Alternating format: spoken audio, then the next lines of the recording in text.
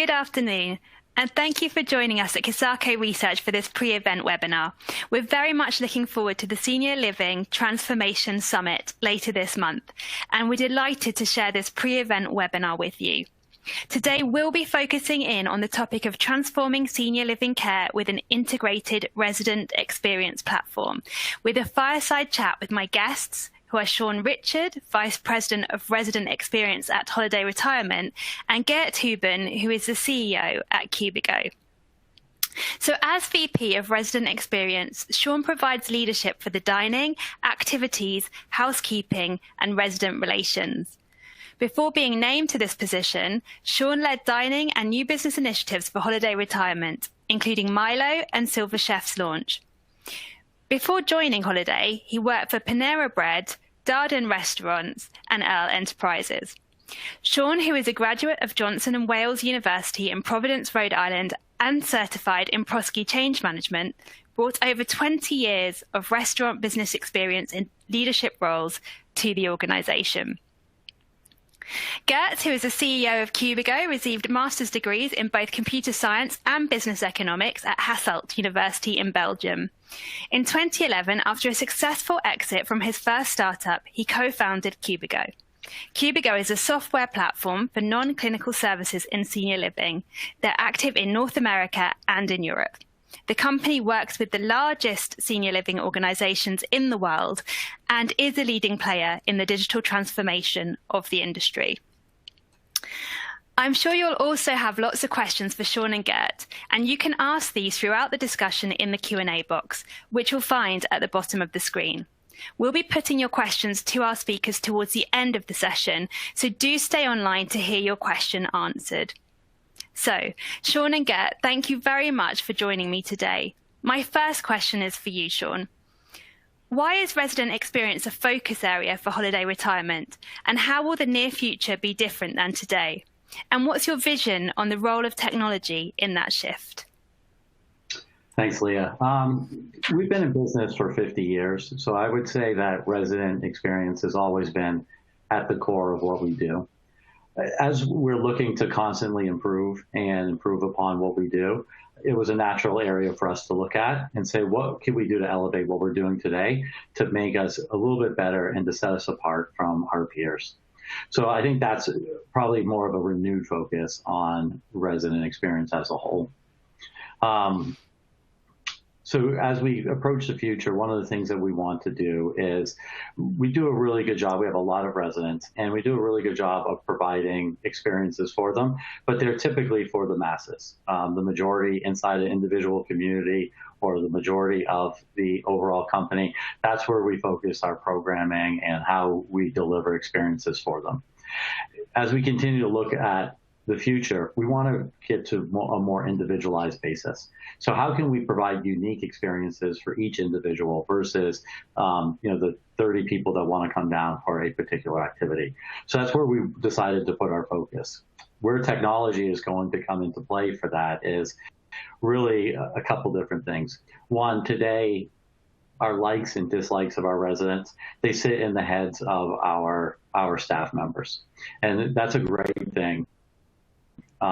They get to know them, they get to learn them very well. But if those staff members get promoted or leave the community for some reason, it makes the transition very difficult, not only for the new staff member coming in, but also for the residents. It's very frustrating for them. So how can we build a base where all of this information sits in one place? We really want to go from really pushing papers with this information around to having a centralized location where someone new that comes in, they can really ramp up their time on what they need to do to get to know the resident base, get to know the individuals as they are, what each individual likes or dislikes, so they can continue to provide a seamless experience for those residents.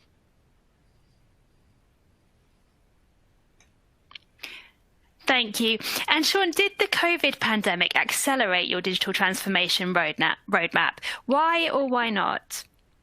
Yeah, so we've had this on our roadmap for a while now. I think where the COVID pandemic came into play to accelerate it is really when we transition back to what I think a lot of people are calling going back to normal, we didn't want to go back to normal. We saw this as a right time to really invent a new normal.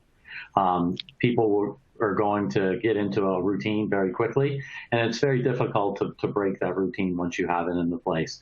So we saw this as really a disruption that we could take advantage of and put some of these interesting things into place. So as we got the communities active again, these were naturally there for them to interact with and to be able to experience, versus going back to what we were doing before and then trying to transition them into these new experiences.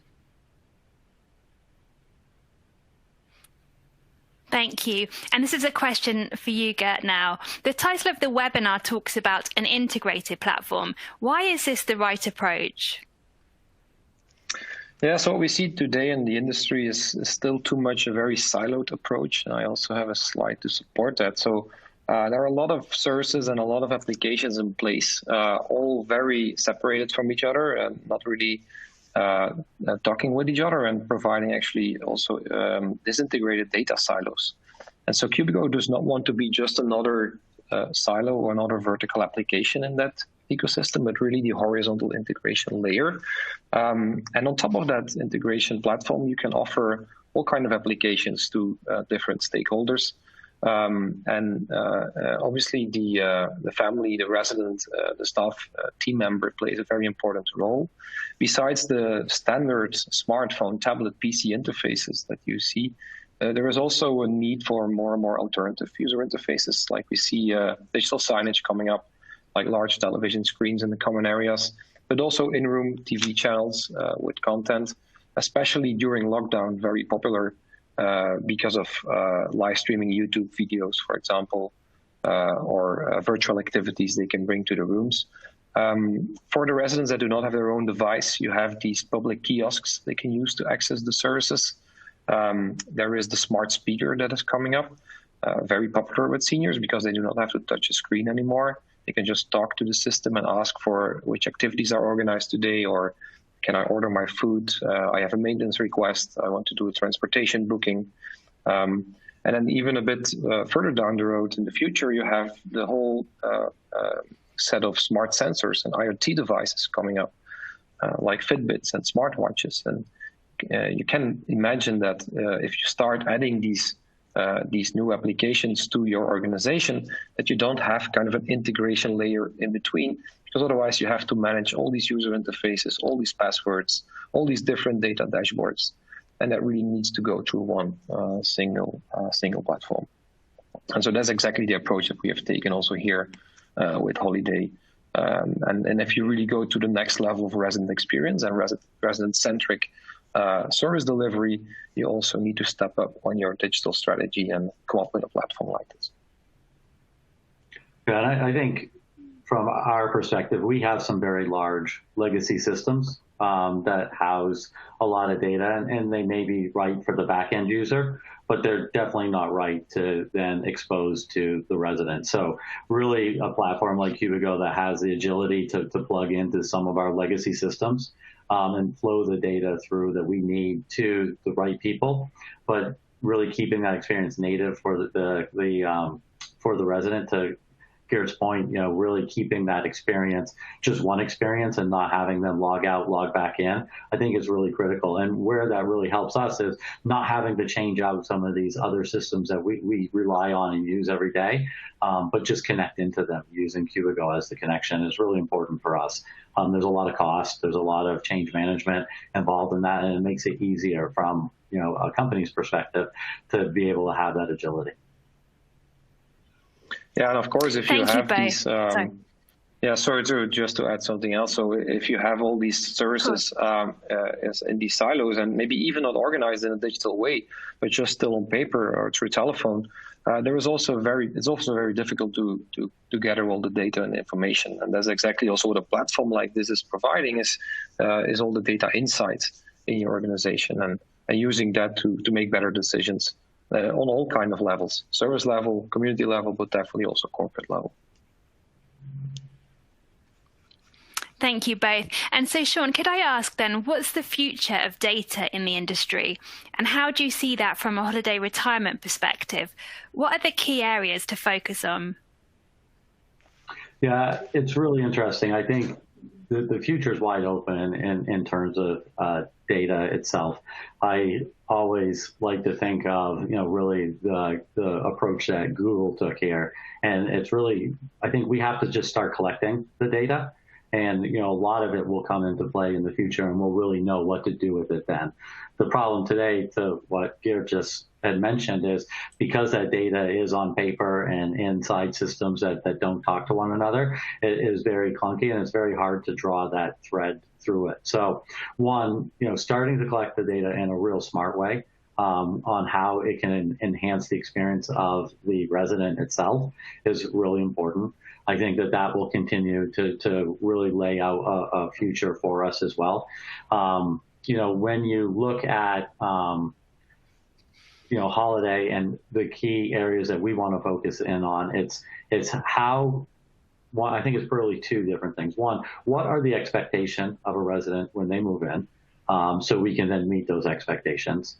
And then two, after they move in, I think they're going to find new things that they probably weren't expecting. And then how do they start using us from that point on? Once we understand that, I think we are going to become a lot smarter on where we put our focus, where we put our attention, and how we deliver the experiences that we need. And this is going to really, help us overall. We tend to think that, we know what's best for the resident. And, this is where the resident really starts to tell us, no, this is what you really should be focusing in on. So we can then start to deliver that personalized to them. And I think that's going to be the big shift, not just for Holiday, but for the industry as a whole. Thank you. And so could I ask you, Geert, how does a platform like Cubigo enable these kinds of data strategies? Well, first of all, you have to provide the technical building blocks, right? So the platform is kind of on an enterprise level to provide the right tools to the organization, like data lakes and algorithms, dashboards that are like used to support a data strategy, like Shawn described. And on the other side, on top of that, I think we can say that there are different levels here of data collection. So the resident is definitely very important. Shawn mentioned that. I think that today nobody really has like the single overview of what a resident actually is doing, or how he's feeling, or what his interests are. So because of these silos, and I also want to share this visual there. Once you start really thinking about an integrated platform, you also have that 360-degree view of a resident, which could be very meaningful and interesting to have the full picture instead of only just a part of it. And so we really have to think also going from that demand, like the supply-driven model, to demand-driven model, meaning like somebody that walks in is not maybe per se kind of a bingo player. Maybe he wants to do more about model planes, or playing piano, or getting a certain class that we are not aware of today. That is all capturing, it's all about capturing the data around the resident. On top of that, services. We should know, like, how many transportation requests are we doing in these communities? What is the time between ordering food and serving the food? Because the quality can be assessed and so forth. And then, of course, community level, corporate level, it's all about benchmarking. How are we doing compared with our peers? Where can we improve? How can we transpose best practices in other communities to the ones that are maybe having challenges? And that is all possible because of a very good and like foundational data strategy that is in place.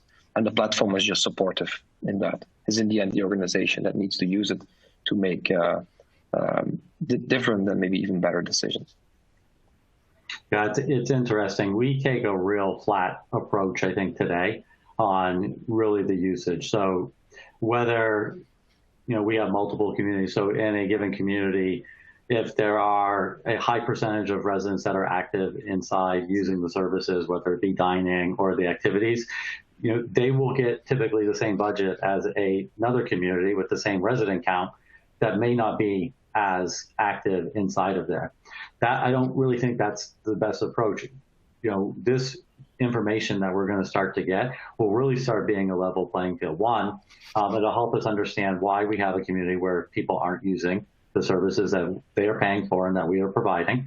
It'll also maybe help us shift some of those dollars from a community that's not as active to the one that is, so we can enhance that experience more while we're lifting the other one up. Because simultaneously, because budgets are based on the number of residents in the building, not the number of residents that are using the service, they get the same exact budget.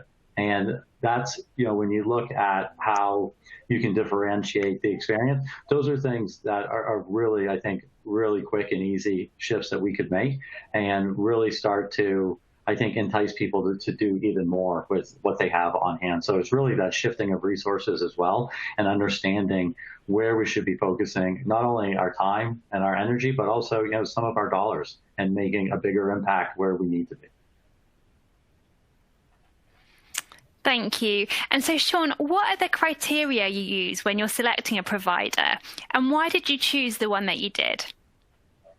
Yeah, I think there are a lot of things here. I think, when we look at the landscape and all the providers out there, there were a few things that I think that were important to us. One, we're a large company, so we wanted to have, someone that was going to be around for a long time. This is, really still a relatively new space.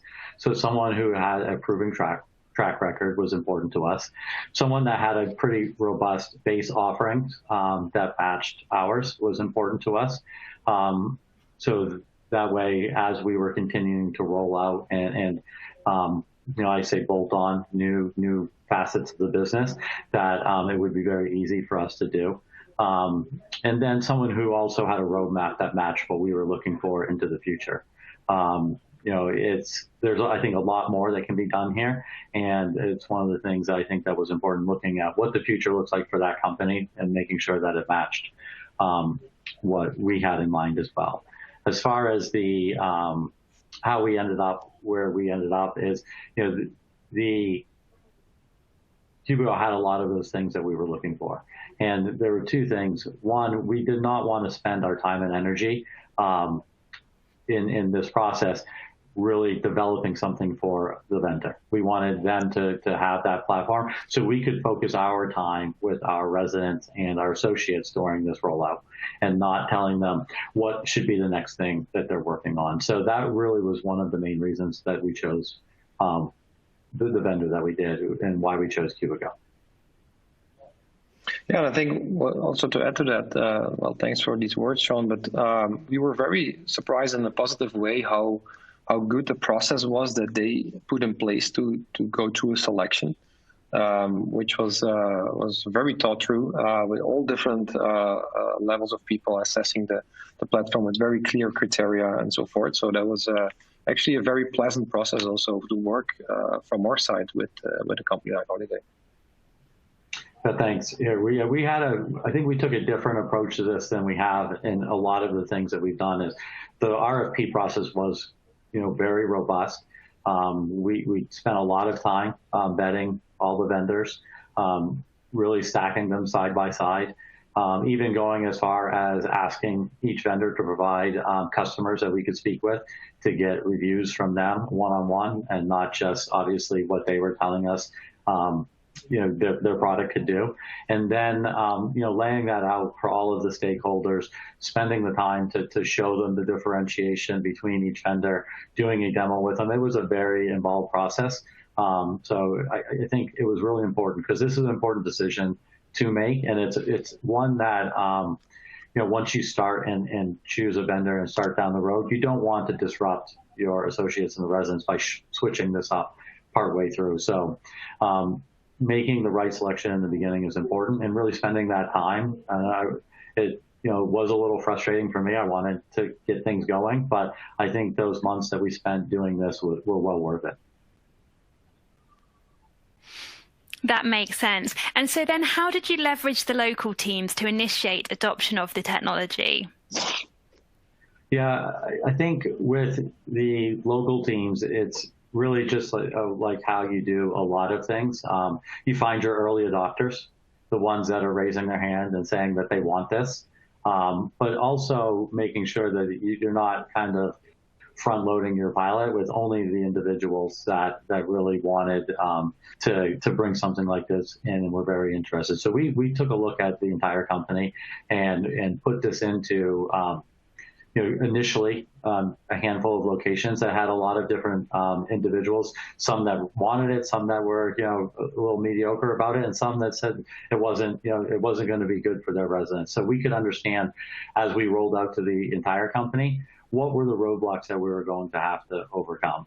And really, it was interesting to watch the process play out when we did that early on, and the shift from the middle of the road to becoming promoters, and even from the people that were not interested in it, seeing the value in it, and also shifting down that pipeline from going to being on the fence to then being a promoter as well.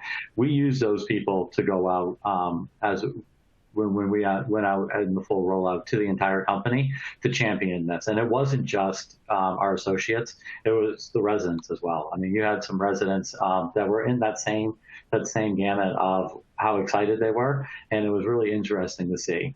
One thing that we did inside of the communities is each community has some individuals in it that were very interested in technology. So we started with them, and we got them using it first, and they became natural promoters with inside the community. Those residents would go and tell other residents about it, and it's very similar to anything that you see kind of pick up speed inside of in today. There were the people that start to build up that excitement, and then you have the people that start to join, the people that feel like they maybe are missing out on something and start to get pulled into it as you go. So it was really interesting to watch. It's not nearly as difficult as people think it is.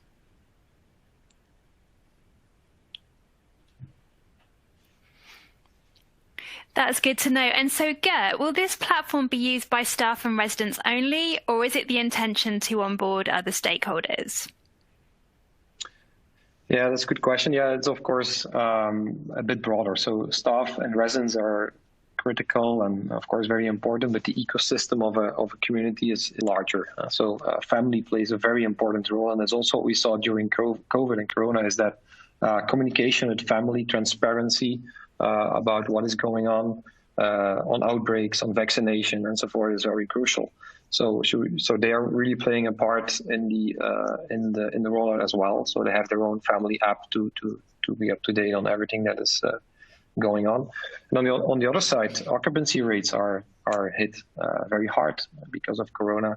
So thinking about how to change the prospect and sales pipeline process, and taking people already as part of the community when they even are not maybe thinking about moving in, is also a very interesting approach here, where you can already share content from your community with people that are still living at home, feeling part already of your offering or of your community that you have, is also an angle that we are taking here. And will be part of the future roadmap with Holiday as well. And this one's for Shawn. How will your resident experience platform support the future tech growth ambitions of Holiday Retirement? I think this is where we talked about the being nimble with the vendor that we chose. There will be different things that we want to add on in the future. And, really the difference is, instead of having to rely on one person to develop it all, if we are interested in, someone else that has something that we may want to bring in, really working with Cubico, exposing them to those people early on, and then having them integrate with us. So that's where I think the power of that is. This platform here has a very robust API that we've already connected into many other systems that we use, and truly believe that no matter what other system we bring in, that will be available to us. So I think it's one of the things that now comes up in conversation when we're talking to new vendors.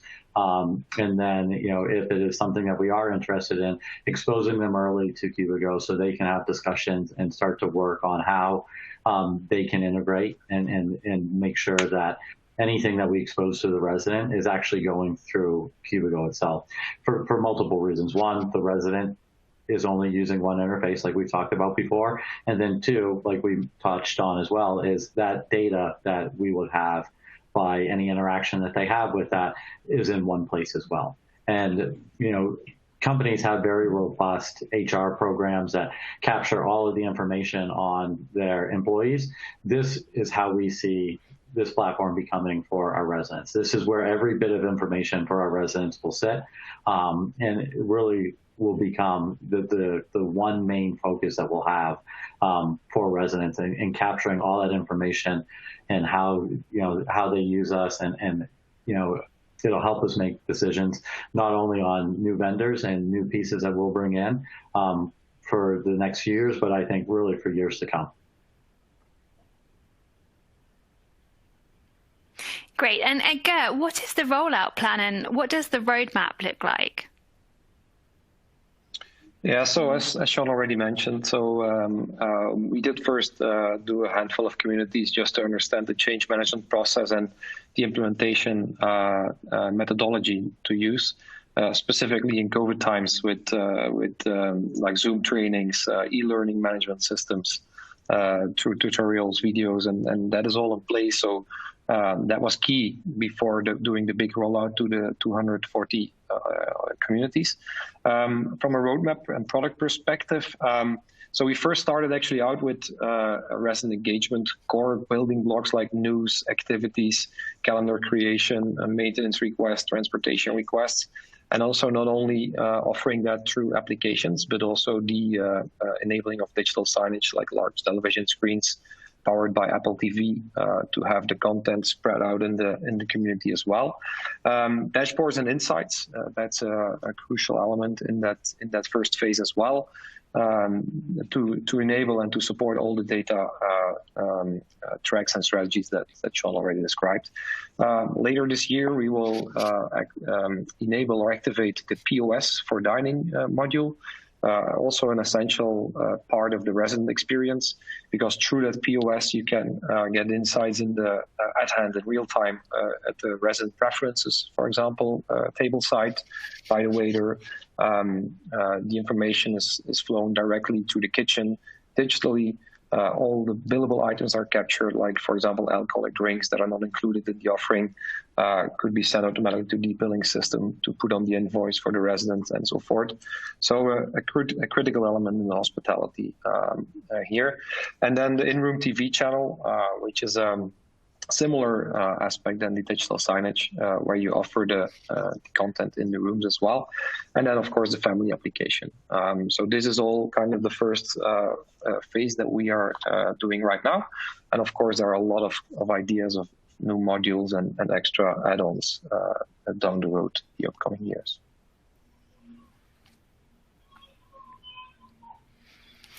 Great, thank you. And Shawn, could I ask you, what's the business case for investment in an integrated platform?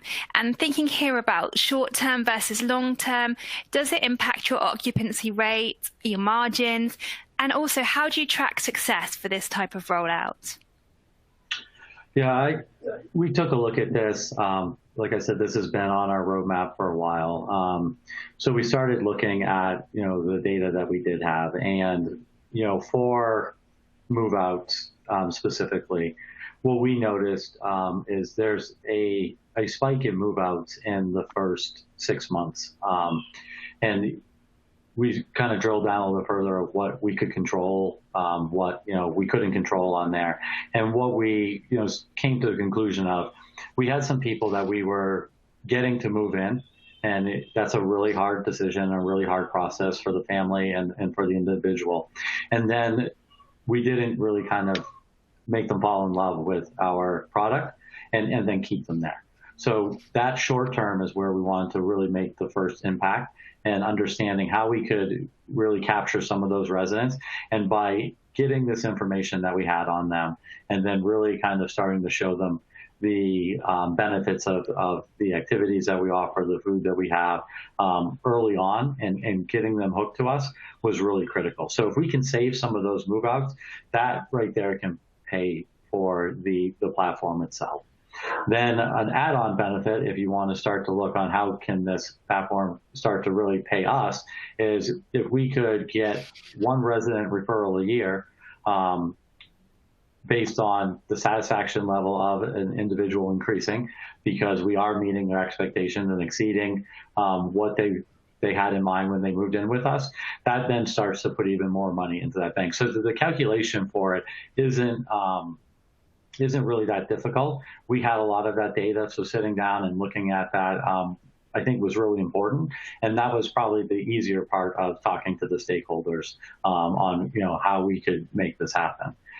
Tracking success, I think, was critical. We took these points that we had identified as being extremely important, and we sat down with Geert's team and let them know these are the items that we feel are important and what we want to track.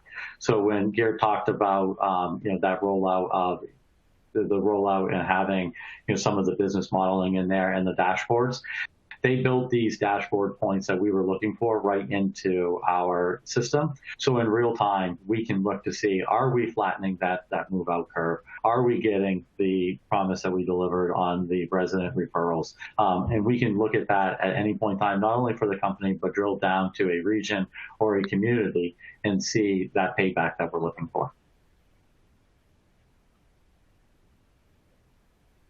It's really interesting.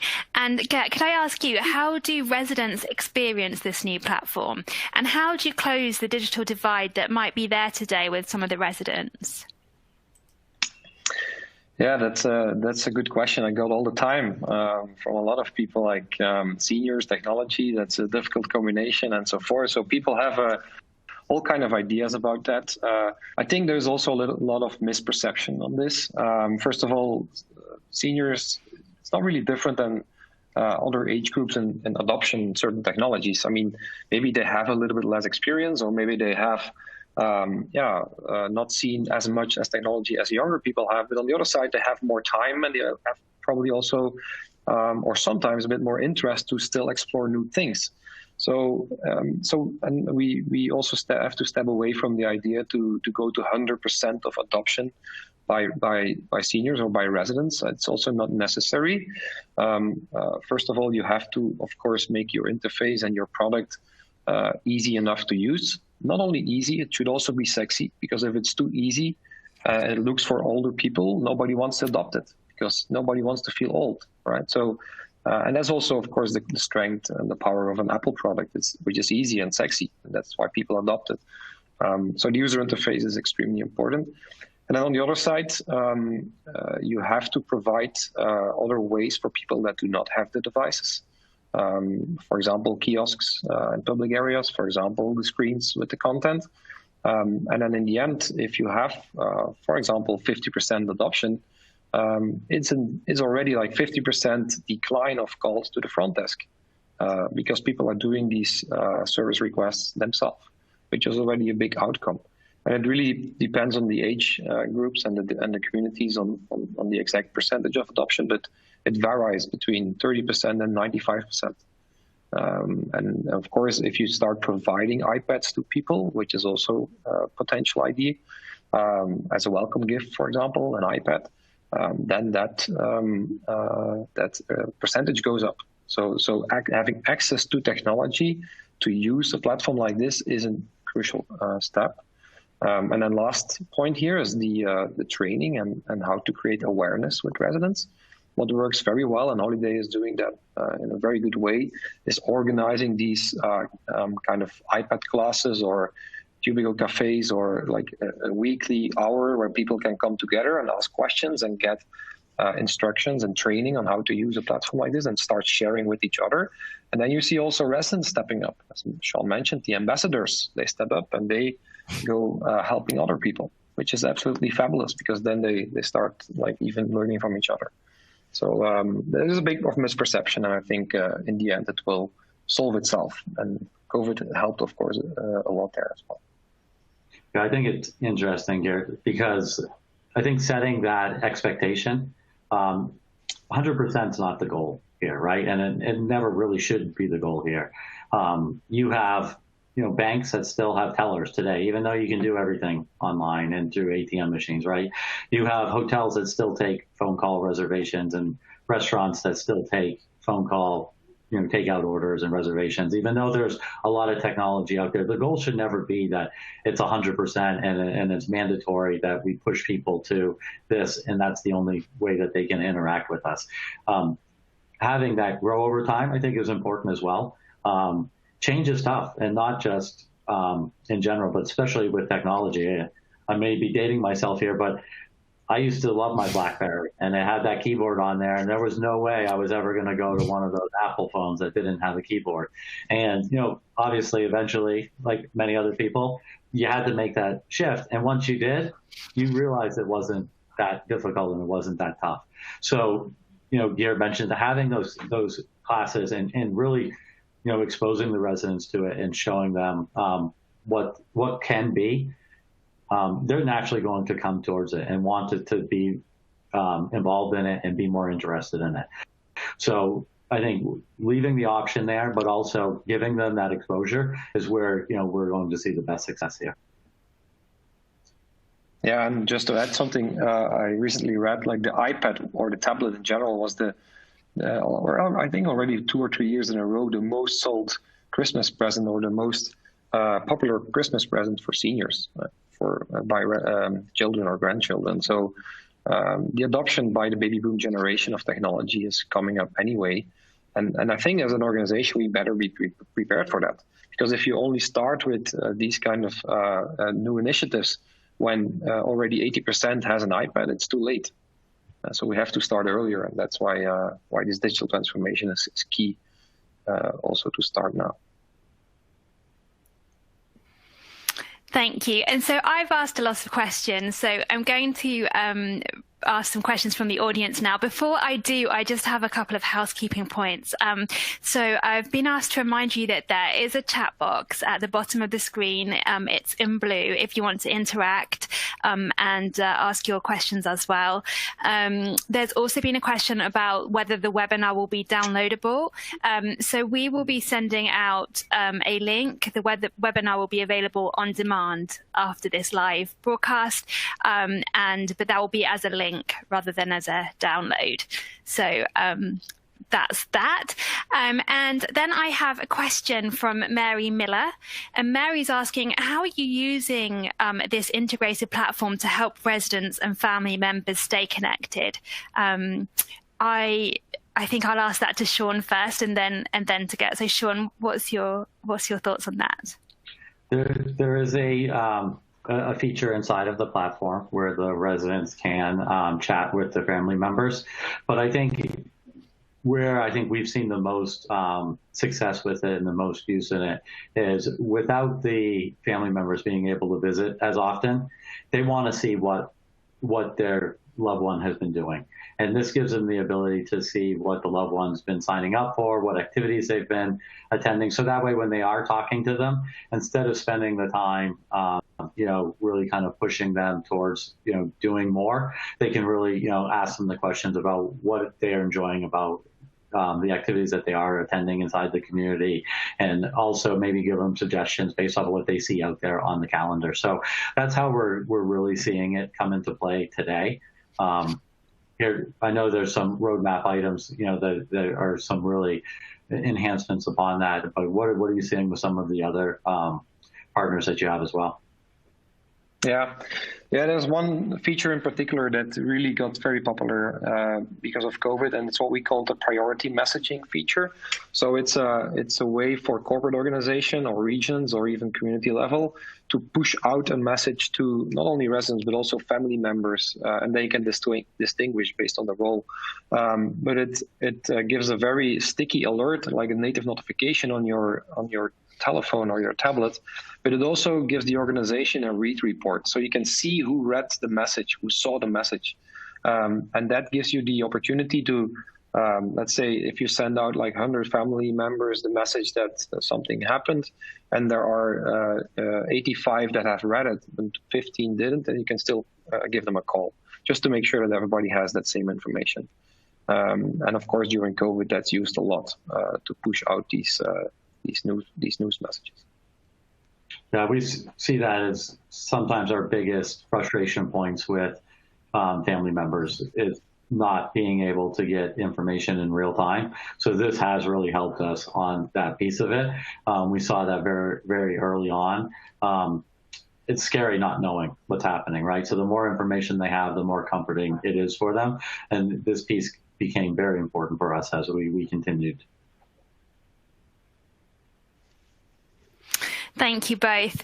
And so I've got a question for Shawn now. This is from the audience. Can you provide an example? So it's from Tim Mullaney at Aging Media Network.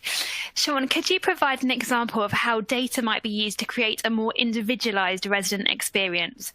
For instance, if we learn X about a resident, we can create Y experience for them. It seems like from a staffing perspective, this might be difficult to be taking an individualized approach rather than more large-scale programming. It is, but I think it's not really going to be difficult. It's just a shift on how we do it. So we have very large buildings, and really it's connecting some of these people with common interests. So we have one activity room, and that will probably always be the main focus and where things will be going on. But, Geert mentioned, model airplanes. And so if I like model airplanes and Geert likes model airplanes, we may have never kind of connected that. Utilizing a smaller space in the community where, while we're simultaneously having a very large activity going on, using some of those smaller areas to connect Geert and I so we could build model airplanes together, I think is going to be critical. And where the staffing changes is the role of the activities coordinator really starts to make that shift from the coordination piece to just participating. Right now, there's a lot of participation, which is really good, but now the role expands beyond that, and they're participating in one activity, but coordinating 4 or 5 smaller activities throughout the entire community simultaneously, making sure that those are set up and ready to go. The other part about data, and we all have experienced it, when you're on Amazon and you're looking at a product, they have that feature where these are the 5 other products that people have looked at that have looked at the same product, which obviously kind of can sometimes get you down that rabbit hole. As we start to collect this data, I think this is going to be an important part as well. If you are looking at or interested in an activity, it will automatically populate in the future. These are other activities that you may like, or people with similar interests as you find these activities interesting, especially for someone new coming in who may not know what they like or don't like of what we have to offer. Once we get their likes and dislikes in there, we would be able to start to show them these are things that you may be interested in based off of other people that have had similar likes to you. So I think there's a couple different ways that data would be able to be used, and used in a really positive way. Yeah, and just to add something, there is indeed in the platform already a way to match these interests with the offering, just to fine-tune that calendar. And even as Shawn mentioned, just a simple algorithm that gives you the activities in a push way, like on your schedule every day that you are interested in. For example, if you are in a wheelchair, you don't want to see like a running class or something like that. That doesn't make any sense. So if you can just personalize already your calendar based on your own interests, and you see that every day in the morning, that's already a big step in that kind of personalization towards your own needs. And there are plenty of examples, not only in activities for this. So it's definitely an area to explore, but this is the future, and we have to start with it. So we had a community in the north, obviously experiencing winter right now. And by using what Geert talked about on what they are offering on their calendar and what residents are interested in, they noticed a gap in nature specifically. They had a lot of residents that were interested in nature, but because it was wintertime, they obviously had no offerings for nature. But that highlighted to that activities coordinator that there was a gap there. And although she realized she could not take people outside, she started to bring in some virtual events and some other things that would be nature related and put that on the calendar to make sure that she was still hitting that that high expectation inside of the resident base. And really interesting, is not something I think we would have realized before, because it's snow on the ground, so of course we're not going to go outside, but this made the activity coordinator see the gap and then work through it and become creative and then fill in that gap with things that did make sense for their location. That's really cool. And so I have a question from Jerry Abrams, who's from Senior Living, and he's asking, so this question, I guess, for both of you, how does the TV channel work in the resident rooms? I'll ask Geert first this time. Yeah, that's a good question. So thanks for that. So there are a couple of ways here. First of all, and that's the most popular way of doing this, you have already, if you have already infrastructure in place to have channels in every room, like a hotel TV kind of setup. You have these box in the basement that powers these channels, and it's actually very simple. You just plug in one Apple TV in that box, and you have one channel with the Cubico content. And the cool thing about it is not just only streaming activities and menus and news items and even YouTube live videos and so forth to the channels or to the TVs. It also has the capability going from text to speech automatically.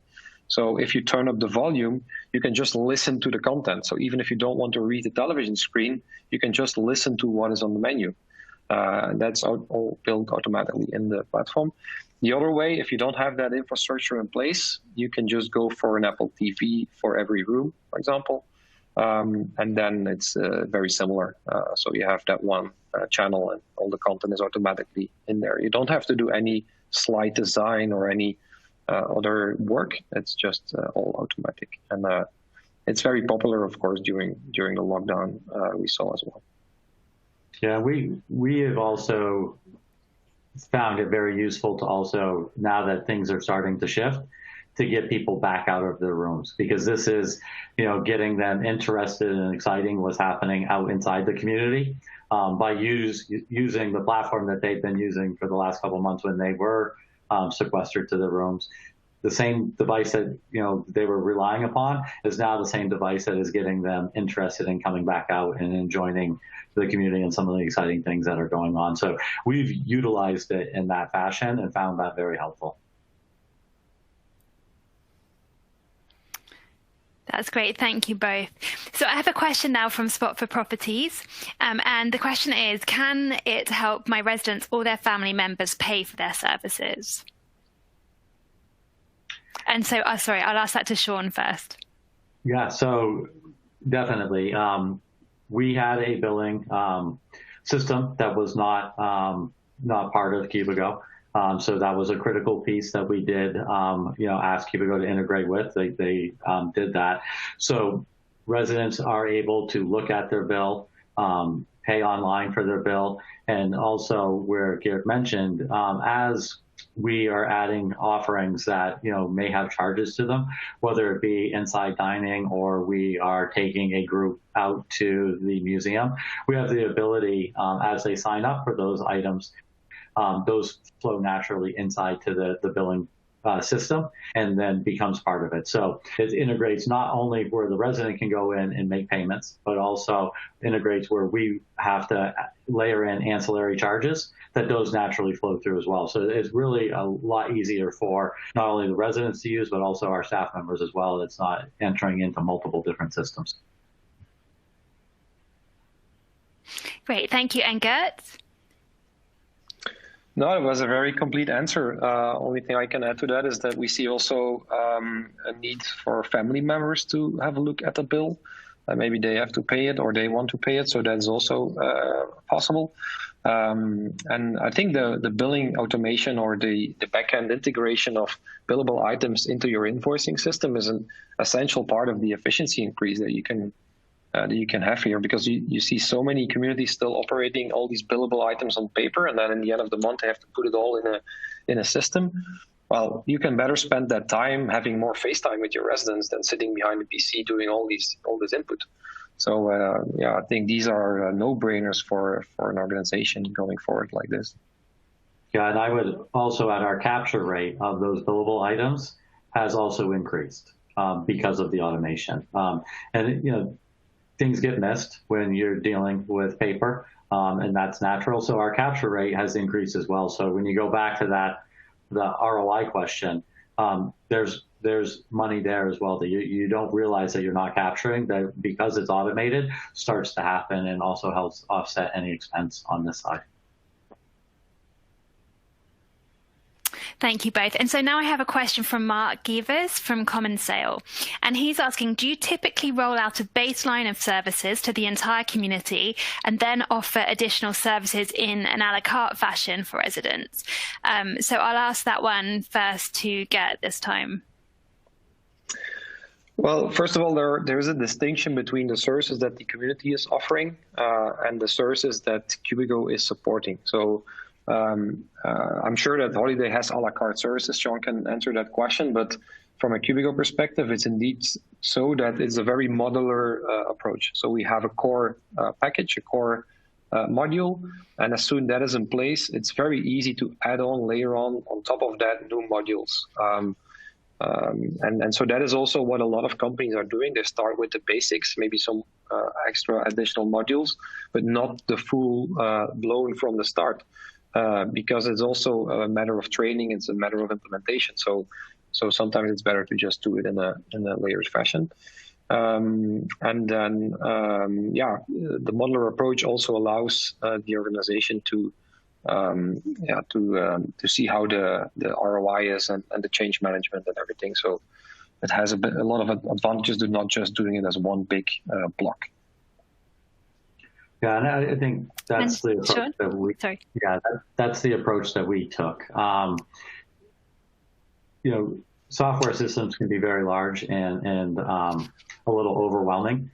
So we did decide to really just start with the core functions, getting people comfortable with that, knowing to what, like Geert said, plugging more on in the end is going to be a lot easier than putting it all out there to start. And I think that's the approach that we feel is best, and that's what we have taken for our roadmap, if that helps the question. Thank you both. So we've got a little bit of time left, so I have a few more questions, if that's okay. So I wanted to ask this question to both Geert and Shawn. So if I could ask Geert first, what are the other lessons learned from rolling out a platform in general? And could you comment specifically on that in the context of during a pandemic as well? Wow, yeah. Pandemic is a very challenging time, of course, to introduce new stuff. So I think the key here, the first and highest priority, is to not put like a lot of extra burden on the staff, because well, we all know that team members and staff in the Corona pandemic were doing a lot of other and more important stuff. And so if we want to introduce new things in these disruptive times, it has to be as smooth as possible. And that starts with the onboarding process, for example. You don't want to have your team members to learn a new user account. So what we did is actually integrating the Microsoft ADFS server from Holiday so that they can just use their standard Holiday account they have already for years to log into the platform and just make that transition very simple. The second thing here is you have to add value from the start. So, for example, having your calendar automatically in the system or digital in the system, allowing you to have recurrent activities, very simple, not having to manage that on paper anymore, not using paper slips for attendance tracking during activities, but just doing it through a mobile app. Like all these small increases of the efficiency helps to free time even for staff to do other things. Also listening to them is important. Their voice is important. So all feedback that they have, trying to incorporating that as soon as possible in the product. There's also a reason that we work with these very short cycles of releases. So every 4 or 5 weeks, we have a new release, a new version of the product available. So if there is feedback, we can incorporate that immediately into the platform. And then overall, it was a very, very good experience, even through a virtual connection. And that was surprising because before we were used to go on site, talk with people, train people, and now it's just through Zoom. And we do not see a lot of differences there. Actually, it's more like, we say it's not as time consuming as traveling was before. And I'm not saying that this is the way forward for the future only, but it changed definitely. Same with homework. We will never go back anymore to a full in the office kind of work. It will be a blend, and that is also happening here. Thank you. And so, Shawn, could I ask you again the same question? What were the other lessons learned from rolling out the platform in general, but with particular regard to, I guess, rolling it out with multiple stakeholders to such a big portfolio of communities? Yeah, for the core question, I think one of the important things, we talked about introducing a new normal. I think the important thing there is to remember that there was also things that they were missing that we couldn't do during the pandemic.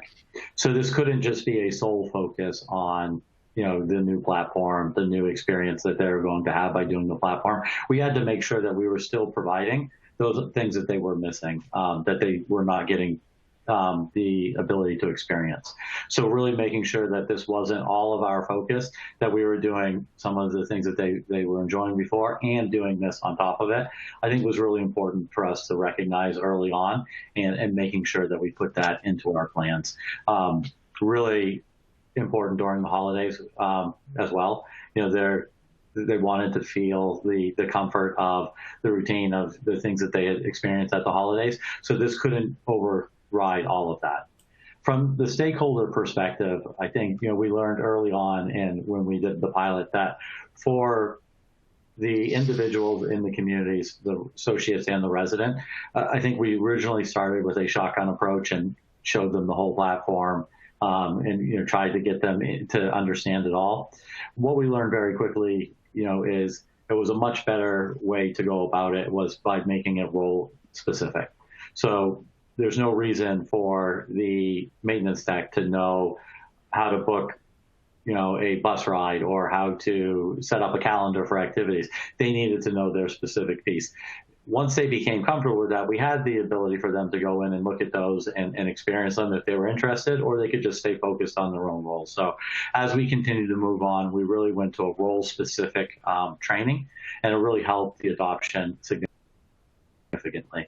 And even for the resident approach as well, breaking it down and starting, with one piece of it and then building upon it was really important. I think it helped on that side too. Yeah, and just one thing to add, what I also, and we as a team with Holiday really saw, and this is not only during a pandemic, it's every time that you do an implementation, it's the messaging that you bring, right? The importance of what kind of message do you bring to your team. And not talking really about functionalities and features, but bring it to another level of outcomes. And start explaining the why instead of just going to the how and the what. That is crucial. You want your people also to understand why that we are doing this, right? And not just push like top down, like you have to use this app for whatever reason that we even don't tell you. That's not working. And so I think they did a really good job on that and bringing that why to everybody so that you create this bottom up kind of, not only awareness, but also action to really make this a success. Thank you. Now we've got a couple of minutes left, and we do have a question that's come in from Kevin. I think you say it sweet at CIMIC Morningstar. And I think this is a question for Geert, really. Is your platform integrated with any senior home EHR system on the market? Or actually, it might be a question for both of you, but I'll ask Geert first. Yeah, that's a good question. So we do not have that integration here in the project because of independent living here with Holiday. But obviously, in the industry, it's a key technology component in a lot of communities. So yes, we do. We do have an integration with Point-Click Care, which is the largest EHR provider on the market. And there are also some others like Alice, for example, Yardi as well. And so we do not have the like intention to become an EHR or something like that. That's why we call it non-clinical side. I think it's very complementary because you can bring information back and forth from the EHR to Cubico. For example, on the point-of care side, we can get access to the dietary profile, to the allergies, the things on the preference on the food side that we can use to create the menu to help the waiters to pick the right choice for the residents. But also on the other side, we know the attendance of people during activity, so we can bring that back to the EHR if that is interesting information for the clinical team. And so there are a lot of interactions between EHR and Cubico. And it's a good question. So yeah, thanks for that. Thank you. Shawn, do you have any comment on that? Yeah, I would just say I think it shows not one product can be everything inside senior living. So those integrations, and instead of, while we went through this process, there are a lot of people that made a lot of promises on, we can do this, that. Cubico's focus wasn't on we can house all this. It's we could partner with who you're working with and connect into them. And I think that's the important differentiation because no offense to Cubico, but they are not going to ever probably have the best EHR in the industry. So why not rely on your legacy systems and connect into them and then partner with them versus try to become the one-size-fits-all solution for every part of senior living. Thank you. Well, we're out of time, I'm afraid, but I want to say a very big thank you to both Shawn and Geert for joining me today, and to everybody for logging in and being with us and for your questions. If you found this webinar valuable, please don't forget we've got our Senior Living Transformation Summit coming up. It's going to be running from March the 22nd through to March the 31st, but it runs 3 days a week, Monday to Wednesday, the week commencing 22nd, and Monday to Wednesday, the week commencing the 29th of March. And the webinars are at lunchtime EST. And if you're a senior living provider, you can actually sign up for these webinars free of charge at the website is www.seniorlivingtransformation.com. That's www.seniorlivingtransformation.com. And thanks again, Shawn and Geert. And thank you, everybody. Bye. Thank you. Thanks. Bye.